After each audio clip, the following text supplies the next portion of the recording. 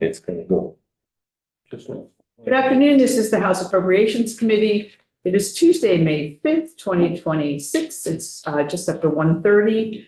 And we are here to talk about a report that comes out every year that we haven't actually talked about in this committee that I'm aware of. It's called the Report on Unfunded Budget Pressures. And it usually is supposed to come out, I think in January. It was maybe a little later this year for whatever, but here it is. So we have 40 minutes to talk to us about it. So Hardy, thanks for coming. Thank you, Madam Chair. For the record, Hardy Merrill, Deputy Commissioner with the Department of Finance and Management.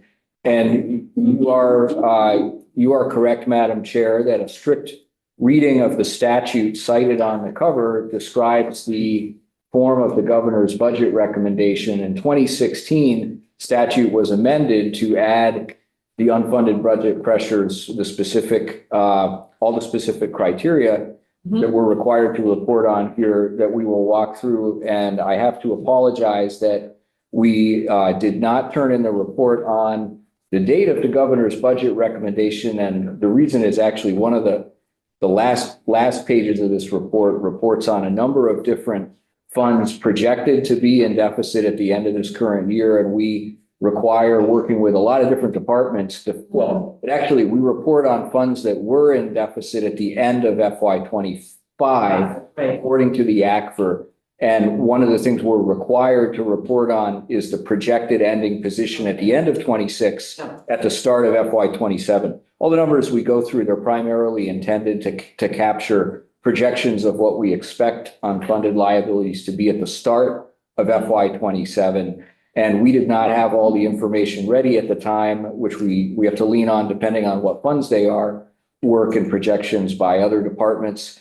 However, I think once we got into the session, we somewhat forgot about this until our intrepid colleagues at the Joint Fiscal Office called us up and reminded us of this. So I'd like to thank everyone involved because we really do want to fulfill all our statutory duties. And we hear you. You're on the record saying that, and we appreciate it. So the date is accurate on this. It was actually in March when we turned it in, and now here we are a little over a month later to talk about it. You're also correct that at least since I've been involved with finance and management, I started in the fall of 2020. The FY21 cycle was my first, and we have not presented to this committee on this report. And it actually, and the history I understand from Commissioner Gresham is there was actually a lot more interest in this report a few years earlier.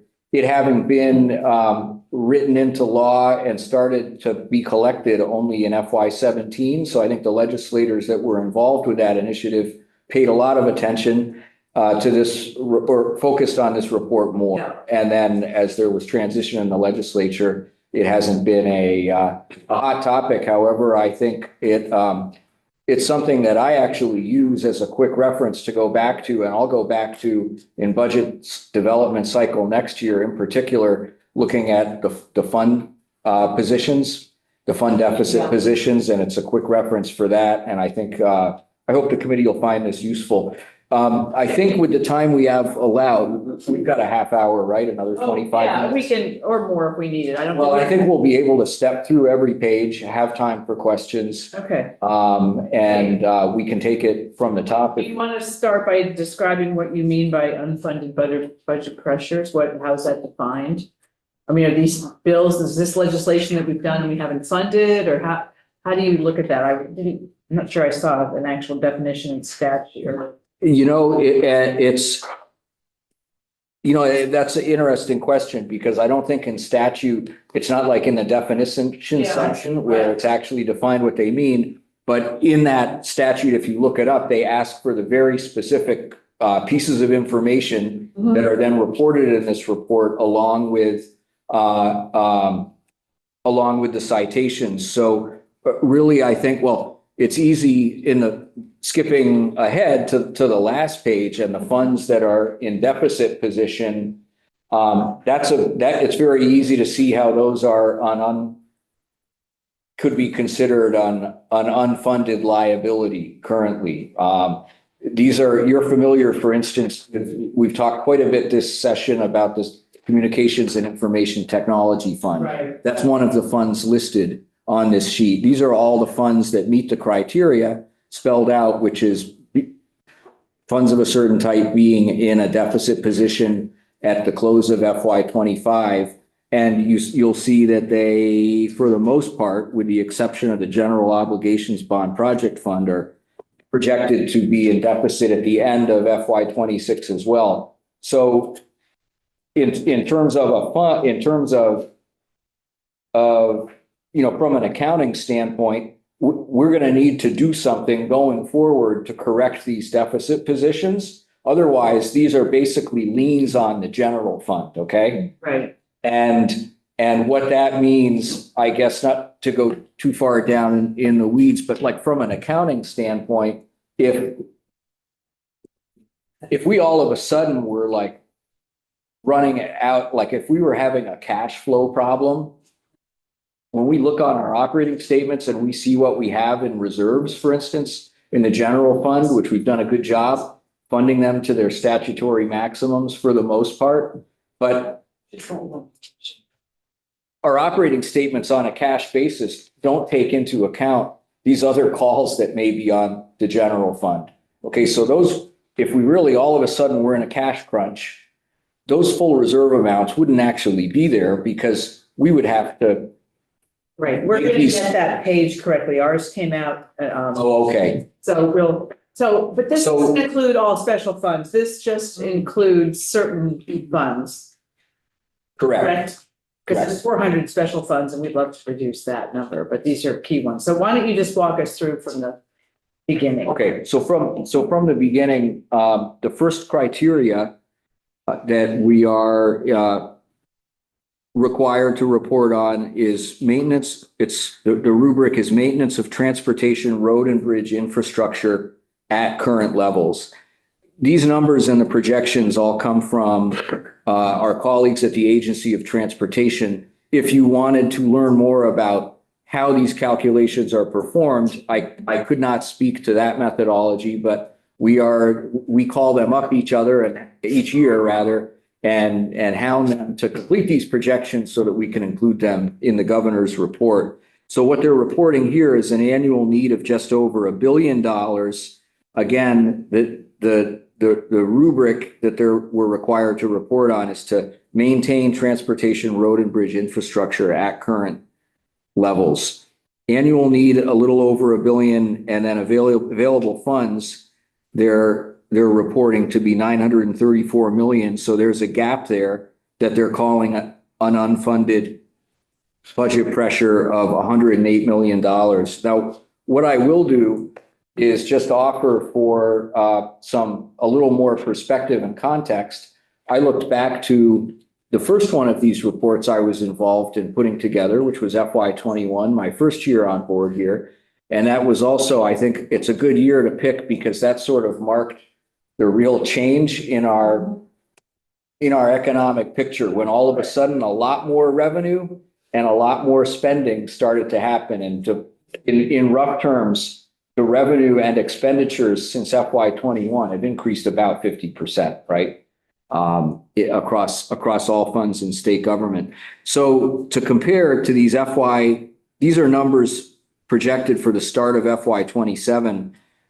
What we reported for the start of FY '21 was an annual need of $849 million, available funds of $616 million, and that net funded number in the FY '21 report was $233 million. So I only add this context to which I wanted to look up myself. I mean, like, so what does this mean exactly, and what does this mean over time? I guess the good news here is that what we're reporting in transportation as an unfunded budget pressure is half of what it was some 6 years ago. So I guess that's moving in the right direction. Again, if you really wanted to hear more about what does this mean, how is this calculated, AOT would need to come in and talk to you about it, and that would be a more involved discussion.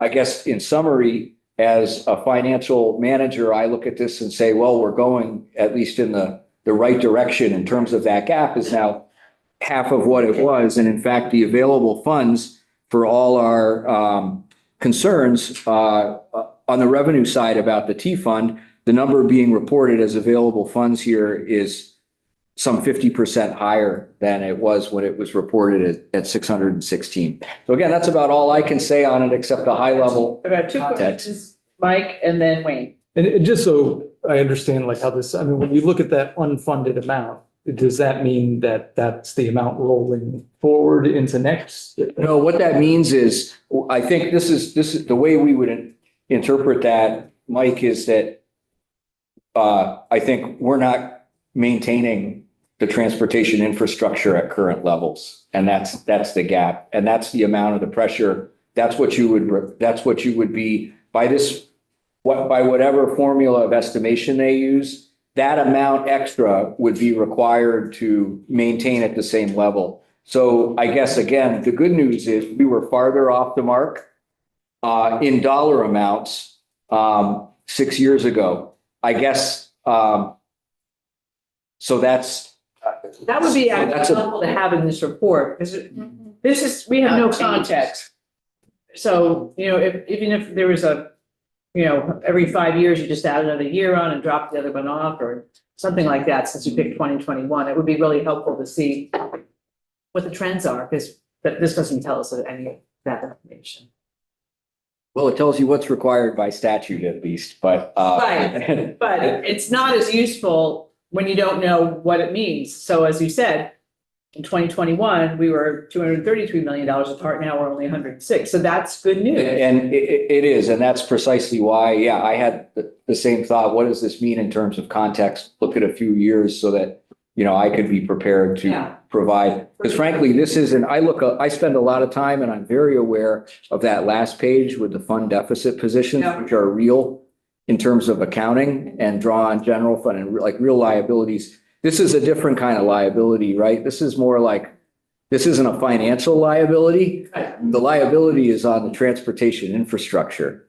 Right. It's not actually we're not going into deficit, right? In the T fund. The T fund is balanced, but what is happening is that presumably the dollars are not being spent to maintain at the same level, the infrastructure network. And this is the amount in dollars of the gap. So. Okay. So having been involved with transportation some in the past, my guess is that they've looked at all of their infrastructure, bridges and everything that's out there. And they probably have it all listed out. And they're looking at a maintenance schedule, whether it's something, a bridge has to be replaced every 70 years or whatever. They've got that all lined out. This provides the estimate of what the annual amount is they would need in order to make all those whole. And it may change through time as things get fixed or as their model. It would change. I think you're correct. And tying back again to the criteria of the report, these are supposed to be projected liabilities as of the beginning of FY27. So that's the point of time we're talking about. And this work was done earlier this winter. And so it was projecting, it's taking into account what they thought would happen for the rest of FY26 and then looking at the FY27 budget, which they are assuming will be approved as it currently stands. And then that's where it stands. It's fine for helping you come up with what you need for a budget, but also the main thing is probably to watch that trend. To make sure that it doesn't widen. Right. That's why it would be nice to see a few years worth. John had a question. That would be helpful too, to see a few years here, maybe the trend in different place changes here, like the actual annual need versus steady gap, or maybe it's getting a little better here, especially with what's happened the last few years with what will be coming along here. And at some time frame is replacing all the bridges. They're all temp bridges. Asked Joe Flynn about that last year. So yeah, those can kind of last for a time period here, but at some point, those have to be replaced because they're not going to hold up for forever.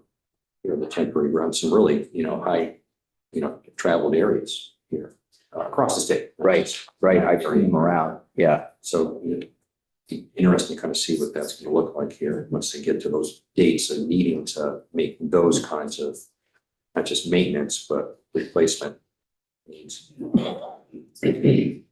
Mike, did you have a question too? I did. I just wanted to add to this mix that what we have seen in Wyndham County as an example, parts of Route 5 are being paved right now.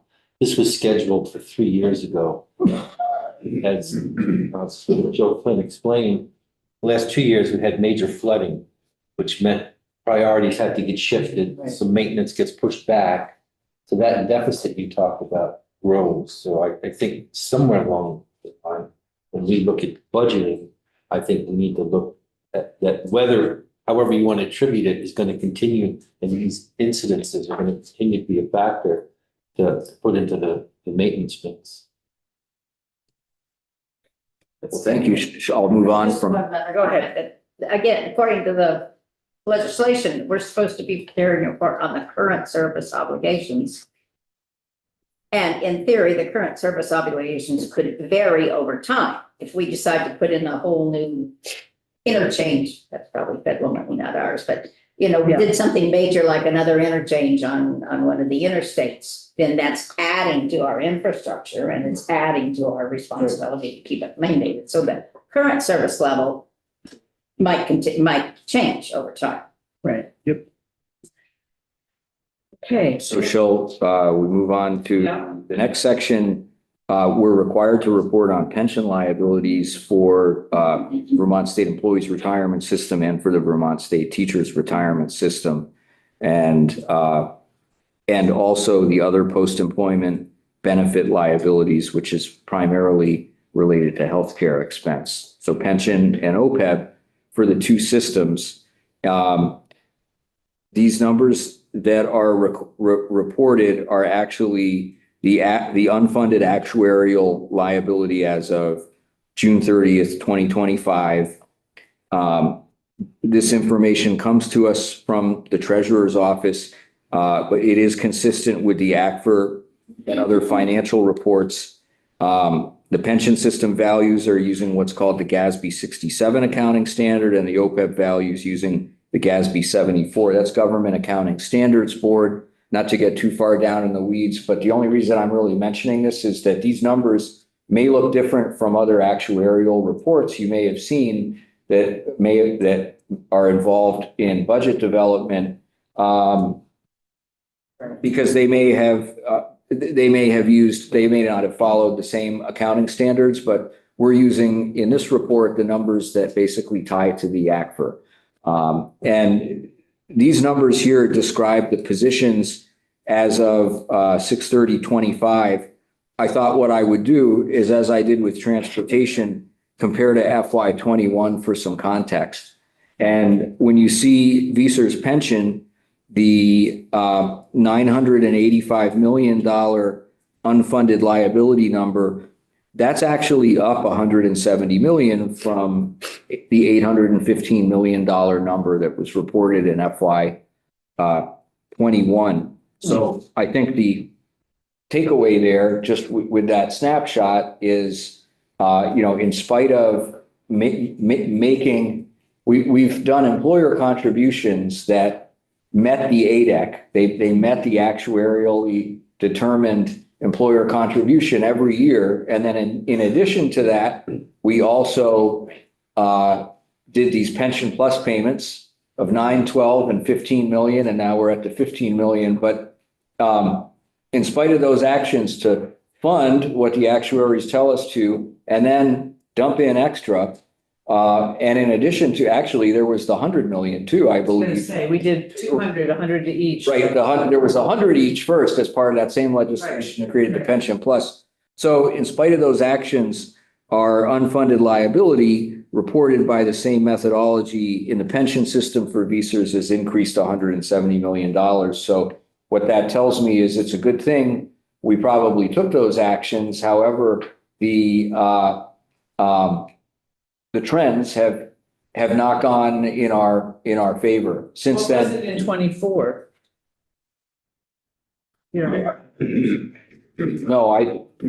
No. Oh. I'm just wondering if it's starting to come down. I mean, because we can changed the pensions at some point, and so it was going in a bad. And this is really, and I hope this isn't too much of a cop out, but really to hear about the trends and the factors, it would really be the treasurer's office that I think you would want to talk to if there's a matter of concern. And if you really wanted to hear an expert. No, and I understand that. I'm just These are saying the we had a drivers. Spreadsheet that had 5 years of it. So when you do your report, you have 5 years of it. So that's not the treasurer telling us. It's you putting down whatever the numbers that they give you, as opposed to having a conversation. So Mike, and then Mike. Well, and maybe you don't have the answer. Maybe the question is for the treasurer, but I was under the impression that this number was reducing because we were looking at being fully funded by 2030. Yeah. And that sounded like you said something like that this is not moving in the right direction. Well, I just compared the number in 21 with the number as it's currently being reported 6 years later. And I'm aware of a number of steps to put money into the system. And I know that we've made the employer contribution because we've increased the rates substantially over that time. And that's all that I can affirmatively report on. And you know, we can provide if it's of such interest, another 5 years, you know, just summarizing this report for the past 6 years as we've reported them, but. Okay, I have lots of questions. Mike M., Wayne, Lynn, and John. I'm writing them down again. No, Maybe I'm not remembering, but I thought the treasurer was in here and reported on this. And his report was we were on track. So I'd love to hear how that discrepancy. Maybe we can ask the treasurer to come back. Or to find the report. We must have the report somewhere. Okay. Wayne. So moving to the next line, the OPEB liability. I got 3 more people who have questions before you. Okay, I'm sorry. my Wayne. question so much is, and again, it's the trend that seems like it's the most important thing here. Right. The trend through time. Are we narrowing the gap or is the gap widening?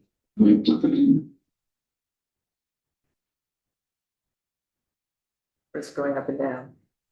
We're not gonna pay it off, like if everybody died, pay it off, be in a deficit. This is something that flows through time rather than. Yeah. It's nice to have it balanced, but it flows through time. It's not as if everybody's gonna die tomorrow and you gotta pay all their pensions. Okay, Lynn.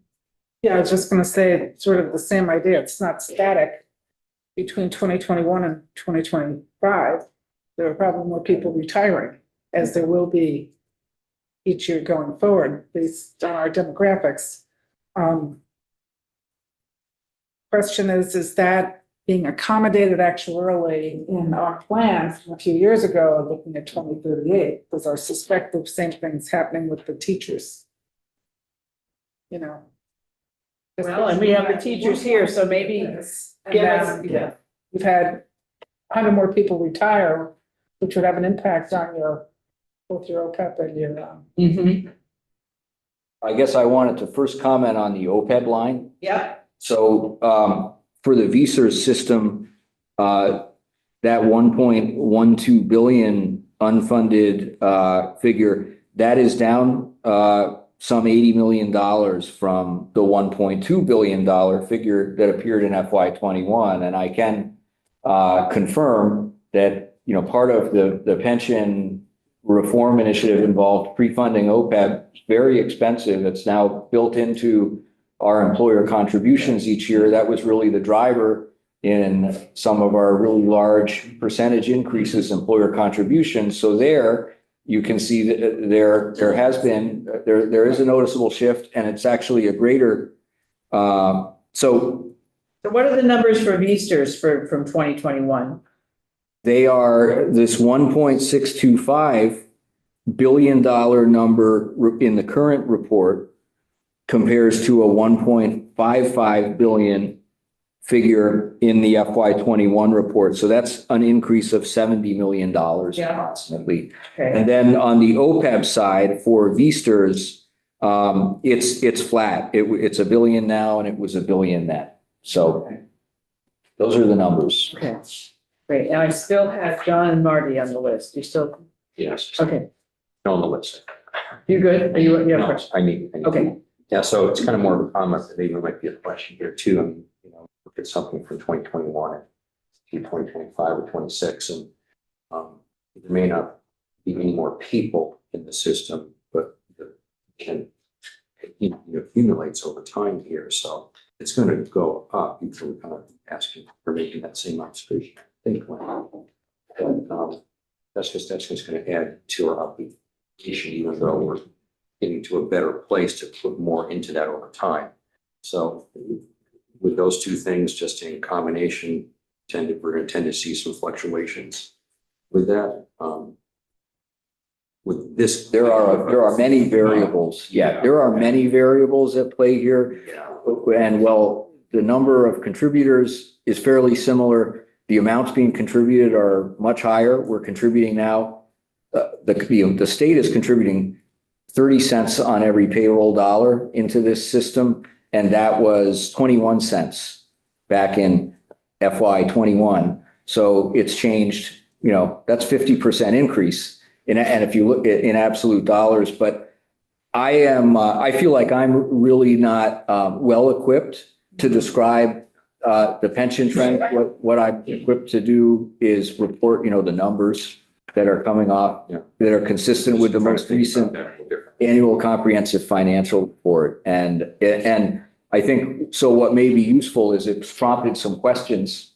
If there are questions that are now of interest to the committee, there's an opportunity to follow up and ask more questions and better understand underlying trends. So. Yeah. Thank you. Great. Marty? My only comment was, since we're talking about trend lines, maybe in this year's budget, we need to go into the E section and modify Right. the original statute. Yes. That says report on this stuff, but also give a trend line for the last 5 years. Right. Yes, I was thinking the same thing. So let's do that. Yeah. Good 10 years better than 5.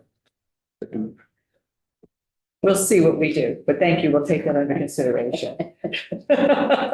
Longer is a little better. Well, and then there's also COVID just messed everything up. You should see a blip. Okay, let's go on to the next page. Thank So you. we move on.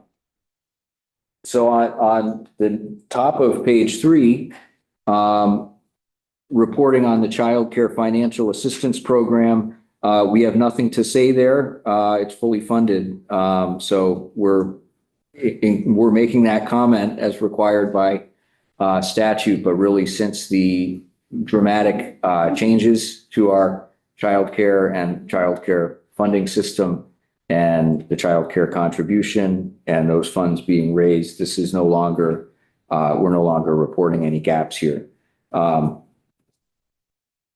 Section, then the next section at the bottom of page 3 is we're required to report on reach up.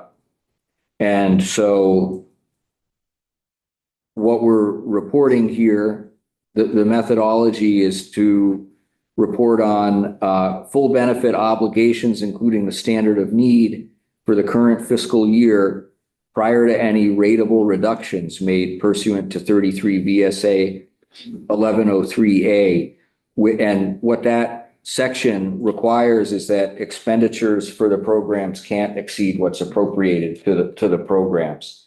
And so the way that's controlled through the rateable reduction process is DCF is able to use rulemaking to limit maximum reach up grant amounts. And that rulemaking is done to make sure that the expenditures and the appropriation balance, and the current rateable reduction is 49.6%. So what that translates to into the numbers, you see it's being the obligation to meet the standard of need for the current fiscal year would be the 51.43 million. The program's appropriation is 25.51 million. So the gap between the two would be 25.92 million. And I'll again offer context from FY21, and the numbers were very similar. They've all increased by about $4 million. So there was That obligation was calculated at 45.7 million in the FY 21 report. The base appropriation at that time was 21.8. And so the amount for full funding was 23.9 at that time. So the top two numbers were both changed by about 4 million. So we basically back into the number. Can I? Yes, you go ahead. Yeah, well, this concept of a rateable reduction. I don't know, when was that instituted? Do you know? I would have to research the history on that. I'm familiar with the statute. I don't know when that statute was last amended. I guess I'm puzzled by it because we say that we know that this presentation really is about unfunded liabilities. And yet, and we've talked about ways to try to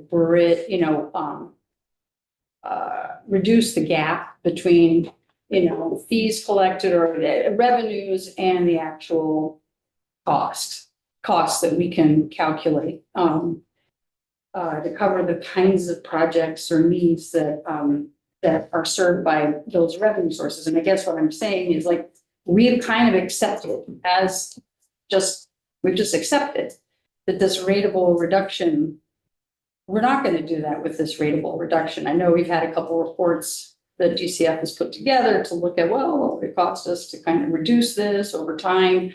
But do you know how long the rateable reduction of 50% has been in place? I don't, except to say that the numbers it looks like it was about the same in FY 21. Yeah, I think it's been in place for a long time. And what I can say from reading the statute recently in advance of this meeting is that the statute spells out that the rule can't be changed to change the rateable reduction unless there is like a change in the appropriation, right?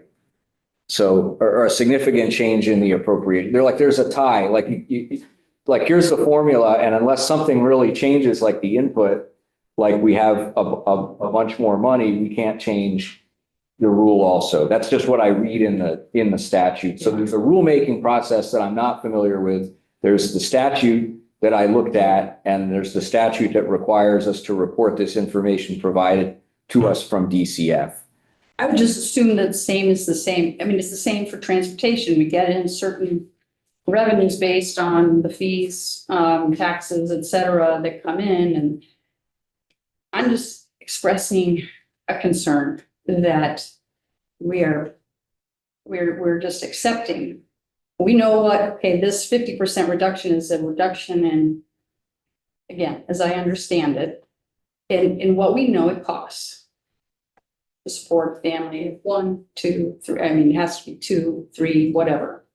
And the housing allowance is based on a 2001 figure market rate.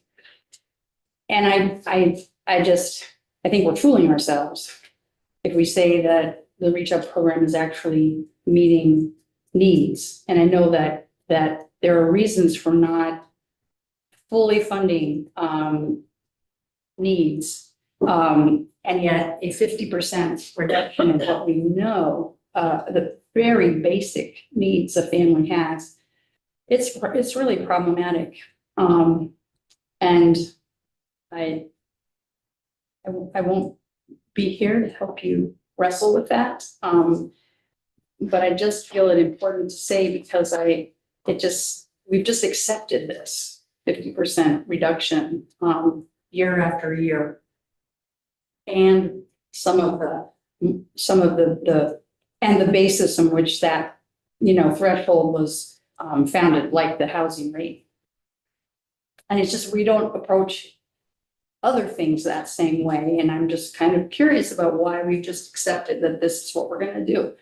And it may be philosophical. I know there are budget pressures, but it's just a problem. So. Be interesting to know what other states do, actually. Right, what the rateable reduction, does every state have a rateable reduction? Do we know? I mean, Dave, you probably would be the one on this committee who would know most about this. You mean, are there other examples? Well, do states generally have a rateable reduction? I don't know. I just was told that our contributions are higher than many other states. Mhm. You've heard that too, probably. Well, I don't know what that. Which doesn't make it right. I'm just saying, Exactly, you know, we don't provide I enough. don't know if that's a per capita or it's just based on the things we cover. I don't want to get us down a rabbit hole. Well, no, but I'm thinking we could ask NCSL or somebody to take a look at that. Mhm. That might be an interesting question, just to understand. Yeah. What to do. James is nodding his head, so he's writing this all down. Lynn? Yeah, I just want to say that I don't think that's the only place we do a rateable reduction. We do it in everything in healthcare that the state supports with Medicaid. And we did it for years in schools. We had a foundation plan years ago that did not pay the full amount that it was supposed to pay to schools. I think it's just what happens with government. You're generous and then you sort of adjust it based on what you got for revenue. And we do it with a whole bunch of things. I don't think it's just reach up. I think it's a lot of human services is like that. We just never have enough revenue. Where states choose to spend their revenue. Yeah, yeah. Okay, let's continue. Okay, the next page, page 4, it's not so much, it's just required to appear in the same report. I wouldn't really describe this as it doesn't really fit the rubric of an unfunded liability. We're just required to report on the funding levels from the property transfer tax to the variety of different places it's sent. So to the current use administration special fund, the Vermont Housing and Conservation Fund, and the municipal and regional planning fund. We also are showing the amounts to the general fund and how the amount to the municipal and planning fund is then split up. I'll walk through these lines from the top. These are forecasted amounts for FY27. So this is, if things go as planned, this is based on e-board forecast for property transfer tax revenue for FY27. They're forecasting 82 million, okay? And if that's what comes in, there's a flat amount to 2.5 million. And this line, it says to Vermont Housing and Conservation Board. It's actually a little more complicated than that. If you read the statute, it's actually a transfer to VHFA to pay principal and interests on bonds issued pursuant to 10 VSA 62122, and then the proceeds of which VHCB shall use to create affordable housing pursuant to another statute, 10 VSA 314. I guess from our standpoint in the accounting world, this has just remained constant at a 2.5 million a year amount. This is the same level it was at in that FY21 report that I referenced. The next line is I caught that this is a mislabel in our report. It says 2% to the current use admin special fund. However, Act 181, an act I'm sure you're all familiar with, made a number of changes to the property transfer tax, including it lowered this amount to 1.5%. That number has changed, or will. No, the number, the label is incorrect.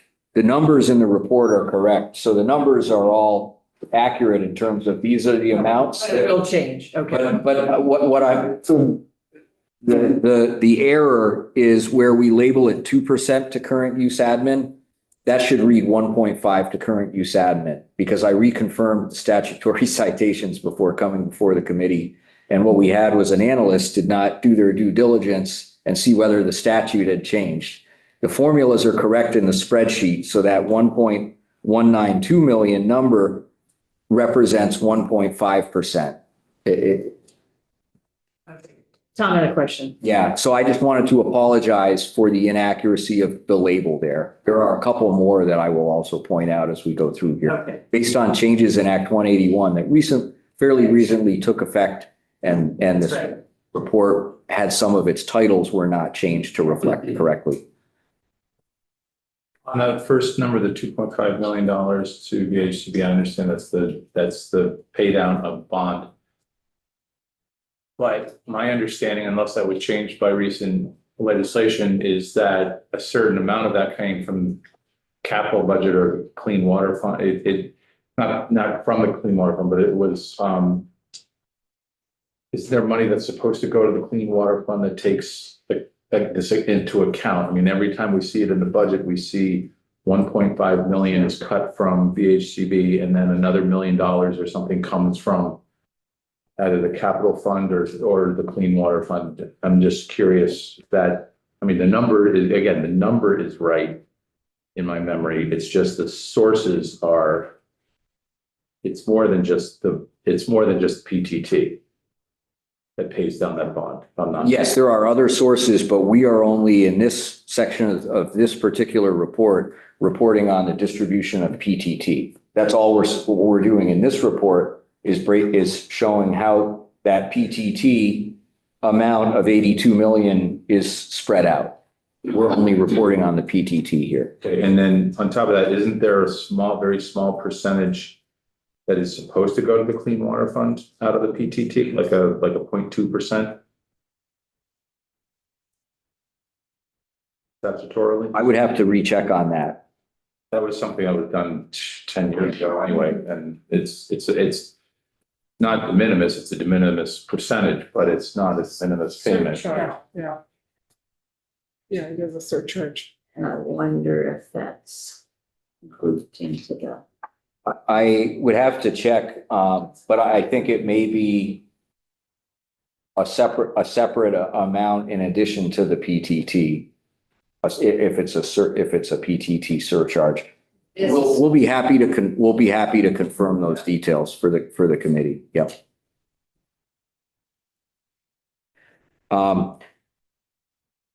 So moving on down, after those two amounts come off the top, okay? And then you're left with the 78.3 million remaining to be allocated. And then per 10 VSA 312, which statute has not changed in quite some time, 50% per statute goes to VHCB. So that's the 39.15 million you see here. And then in the next line, it was formerly 33% to the general fund. However, that number has changed to 37% per Act 181. And if I recall correctly, I remember things were happening really fast with that bill. I think it was in Ways and Means, but I think you'll recall Act 181 also created the Land Use Review Board. Yes. With a significant general fund component. Now we've got six-figure salaries on the board that used to be, per diems and so forth.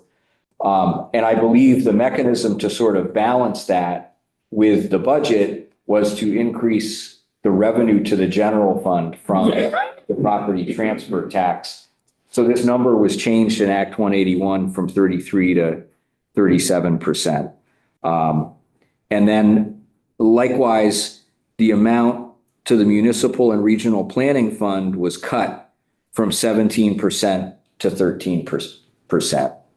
So again, I apologize that some of our title descriptions here did not change to reflect the updated legislation, but I believe the numbers in the breakdown are actually correct on the right-hand side of the sheet.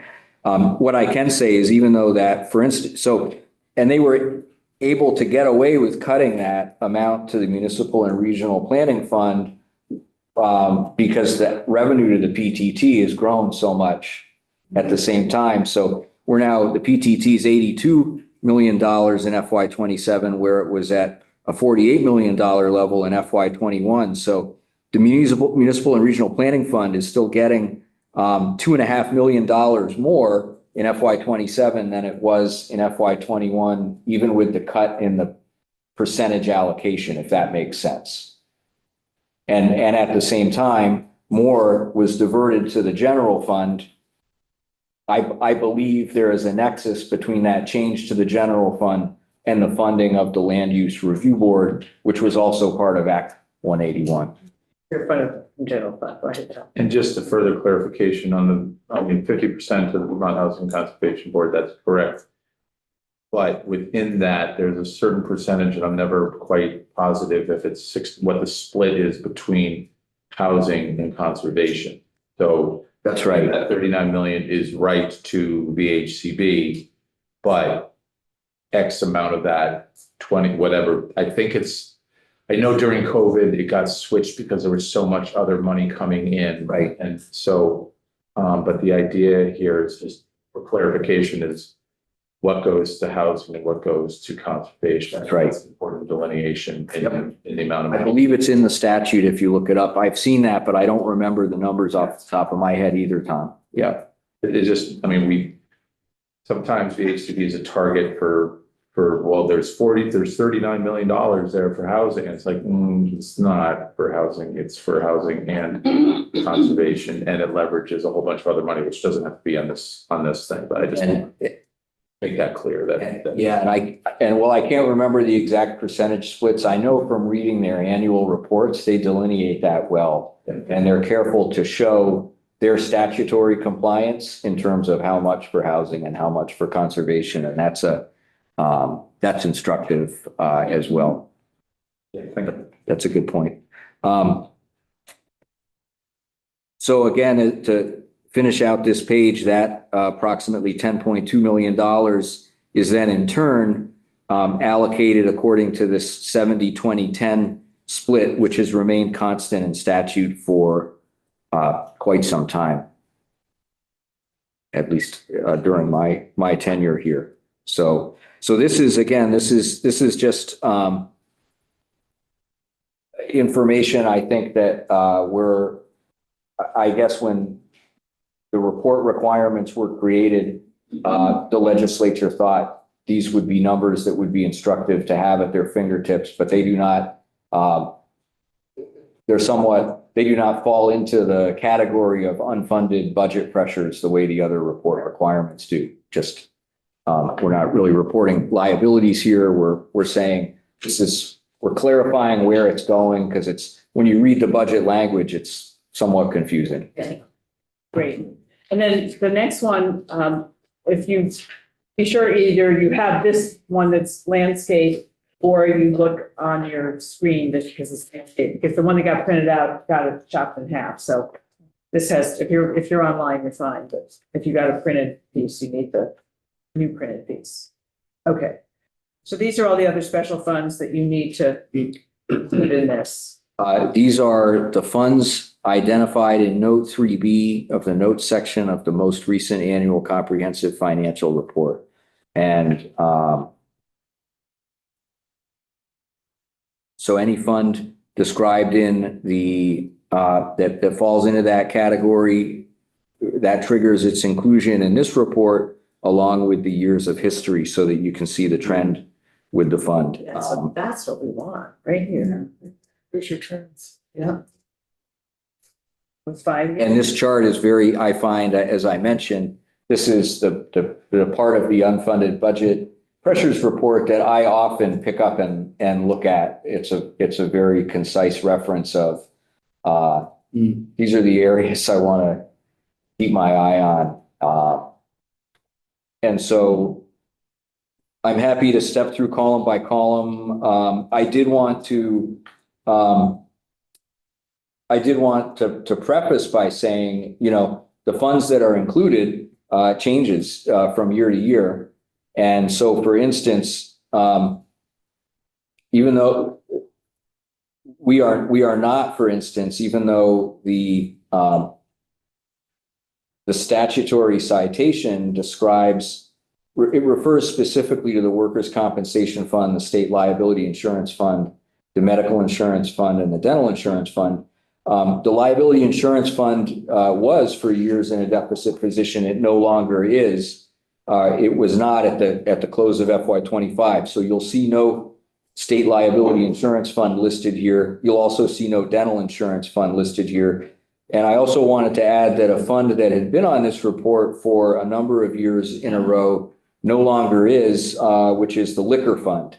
The lottery fund still is on this report. I wanted to add the footnote explanation here that the liquor and lottery funds as enterprise funds, they get kind of a bad deal, and they aren't really, I would not describe them, even though the lottery fund is showing a deficit position as it's required to be reported in the ACFR. That's because essentially it has to do with their unfunded pension liability, like their share of that has to be reported as part of their fund, which is different as an enterprise fund than all the other funds here. And so, for instance, so I guess those unfunded liabilities that we reviewed on back in the beginning of this report did not include anything associated with the, at least on the ACFR basis, associated with the enterprise funds, and they have to show them uniquely. But the lottery fund, I guess,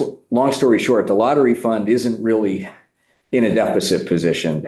And it's because of the way they're required on the ACFR to report retirement. And the liquor fund was reported as being in deficit. It wasn't really either, but now it's also now showing, it's not even showing according to the ACFR the way it was, because the direct apps were too high for a while, but now they're back in a more robust position, and they're only transferring to the general fund the amount that's actually over and above their operating, their operating profit. So anyway, I wouldn't pay, aside from, I maybe already spent too much talking about liquor and lottery, but there are no problems there. The other funds here are primarily internal service funds, with the exception of the general obligation bonds project fund. So what happened there that there's $114 million added into that fund? That's called selling revenue bonds. That's So what we do, what this happened is, because it was. yeah, so this is again, I'll explain just so that you can understand the information here. But this is a normal course of events for there to be, out of the general obligation bonds project fund, which is actually, it's technically 8 separate funds. And if you aggregate them together, we show them as one here. If you're familiar with the Capitol bill, you've got the 8 sections of government, and they're actually 8 special funds. And so one year the spending will be going into deficit, and then the next year they're going to be going out and selling bonds. And then there's a big influence, and so it's seesaws, because we typically aren't going to market every year. It's more like every other year. And that's a normal course of events, but following the criteria of the report, if at the close of FY 25, there was a negative position, we're required to put it on this report. Next year, we won't, because it won't be in a negative position. So I guess, long story short, I wouldn't spend a lot of time on I just wanted to know what it was. the GO bonds. That's all I need. The things that are relevant, I think, to keep an eye on are the other internal service funds. I mean, the workers' comp fund is going in the right direction, at least. The medical insurance fund, I know we talked about at length in FY 26, when we injected a transfer in a budget adjustment of 19 million. When you look at this sobering information, it's a good thing we did that, but we are still, we thought at the time that would right the ship and put it into and really eliminate the deficit, because spending continued at such a pace as it did.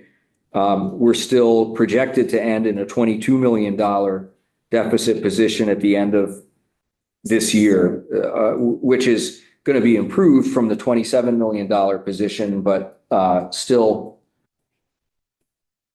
a real challenge in terms of the medical insurance fund. I mean, the postage fund has just kind of been these aren't huge amounts, but it's been, what it is. It's been a perennial, it's been just kind of carrying something of a deficit position that's somewhat less than it has been in prior years. So it's at least moving in the direction that we want to see it go. The property management fund is somewhat more concerning. That's BGS running that one, right? Yes, the next two, property management is basically rental property. Yeah. And then the facilities operations fund is the fee for space. Right? Yeah, so I was looking at postage funds, facilities operations funds, we know the communication IT fund, that's the one. We put $15 million in last year. Copy center fund, state surplus fund, federal fund, those are all BGS things, right? Except for IT. In the lottery. So my question, BGS is postage, prop man, facilities operations, copy center, and the surplus properties, yes. so they're all BGS, so the question I have is, how come we're running funds like that? And we don't adjust them in BAA or anything? They're just sitting there and we're we're not deficit spending. Now, some of like the IT, 28 million there. I assume that that's a deficit because there's a plan to build some IT software. No, it's not. No, There's a whole lot it's- they haven't figured out. It's the internal service funds that go into it, and then ADS is spending the money out the door. There's a gap. So they're spending more than what they put into it. It's a More deficit. than what you get from the other organizations within our group. So, Right. and so you may recall. How to charge it, right, and then it. You may recall that their whole structure of their budget was changed pretty dramatically for FY 27. And I remember walking through this with the committee some. You may have also spoken with ADS, but there is a significant amount of general fund now. In addition, essentially, what departments are being charged for IT services is, essentially, well, actually, the spend is being essentially doubled, and about half of that is being passed on to departments, and about half is being borne by the general fund because it didn't seem appropriate to charge to departments because it was basically Right. backbone infrastructure I costs. understand that. So are these dollars or are these estimates? Instance, So the real dollars are FY 26 starting balance, and then everything above that. Those are all real, actual financial numbers. estimates? The projected ending balance at the very bottom line, what's happened is that will not be final until June 30th. So how can a surplus property fund go deficit when you're selling surplus property, right? The short answer is that their expenses are exceeding their revenue. So it's costing more to sell the stuff than you're bringing in. Perhaps to maintain it before they can.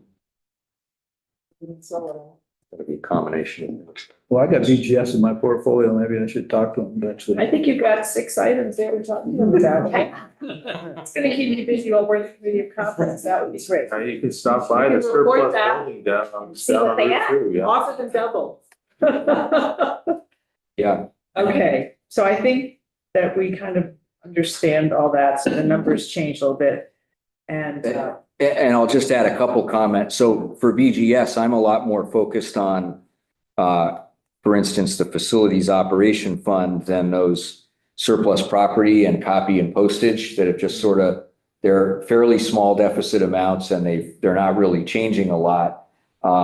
When I see something change more dramatically, like the deficit double in the facilities operation fund, that's when we have a lot to talk about and get involved with. And that's partly what explains a double-digit increase in fee for space rates, which I think a lot of folks were unhappy with in the FY 27 budget, but there is some course correction being taken. So that's how essentially with an internal service fund, you've only got two options. You either transfer in general fund to mitigate a deficit or increase what you're charging So you charge more than just what's required next year that you're charging enough to refill the deficit, or some combination of the two.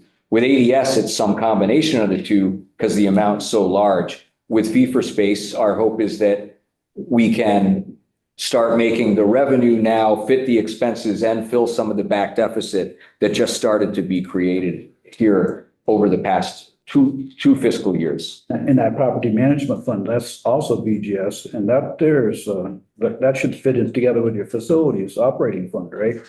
That should be also an issue. Yes, so what we've got, and part of the issue there is that's been in a deficit position for many years. And you're correct. The cause for concern is that it's increased a bit during the past couple years of actual experience, but that has been, you may recall, there were a number of, just sort of bad deals that created this really large deficit that is still something of a legacy here. So like that Burlington building that had the big parking down in the ground. Cherry Street. Cherry Street thing, Yeah. some of those issues added into this. Yeah, so you can see that in at the start of FY 23, there was an $11 million deficit position. That was in fact the largest of any of our fund deficit issues there. And we have been, so we're still carrying that, but in addition, Representative LaRoche, yeah, it's gone a bit, it appears to be going a bit not in the right direction. So, well, it's not really, the majority of that deficit is not a recent problem, right? Unlike the ADS that now requires like corrective action, but it's still hanging on there. And so we are, we need to work with BGS to address that situation. You're absolutely correct. Any other questions on this at this point? All right, well, this was helpful. Thank you for coming in and illuminating a few things. Yeah. My pleasure. It's been a while. I know. We see you a lot at the beginning of the session and It's not. a lot, much more pleasant walk across than it was earlier this winter. I didn't need to bundle up. So, Thank you very much. well, sure. I hope this was helpful. And if I'm not in front of the committee again before the end of the session, I hope you have a great summer and see you again next year or not, as the case may be. But thank you very much. Thanks, Artie. Okay. So, committee, we have a bill, but we're not going to hear it tomorrow. We're going to hear it on Thursday at 11. It's 243 relating to justice program. And as it's come out of Human Services, somebody there said it should never even been a bill in the first place because the money is in the Office of Racial Equity, but here it is. So there's no new money and we don't have to worry about it from that standpoint. I actually received a note from the member who's coming. Yes. And I think that she asked if we could meet 15 minutes earlier than this. The question was getting legislative counsel. Okay. So I can chat with her. Because they're all going to be at. Oh, that's right. Yeah, okay. For lunch. We'll work something out. Okay. But we need to get less counsel and that's the first time she's available at 11. Okay. So maybe we have her come in. So stay tuned. We'll do something. Some of you have gotten us your budget portfolio based on what the Senate did with the budget. And, we've gotten some emails or lovely memos saying, here's what we know and here's what's a priority. And here it's okay. I don't really care what happens to this. So if you all could be looking through your portfolios and letting us know what you think about that, just sending an email or whatever would be helpful. So we have something in writing. If you just tell me, I will not remember at this point. I can't promise I'll remember. So take a look at particularly now your budget areas, now that we had our 3-hour walkthrough last week. And we're not closing it anytime soon, but that would be helpful. We're going to meet again tomorrow for half an hour in the committee conference at 1:00 in Senator Probst, and then we'll probably meet on Friday. Tomorrow is still a little bit more orientation, so not expecting big things. Again, it's going to be a few weeks before because the budget will be the last bill. So we're not in a rush. 2 weeks. Huh? 2 2 weeks. weeks. I'm hoping for that. Yeah, well, I did not go into June with mine, but I am never the optimist myself, so we'll see what happens. We may actually have some people come back in for some testimony on some things that were changed in the budget. Just so we can get people here to give us testimony and all of us can hear what's happening. So I'm gonna work on a couple of those items that were in the budget where the House and Senate were completely in opposite ends of the spectrum in particular. So more to come on that. That's something that we're working. And then, yes, I think that's all I've got for being online.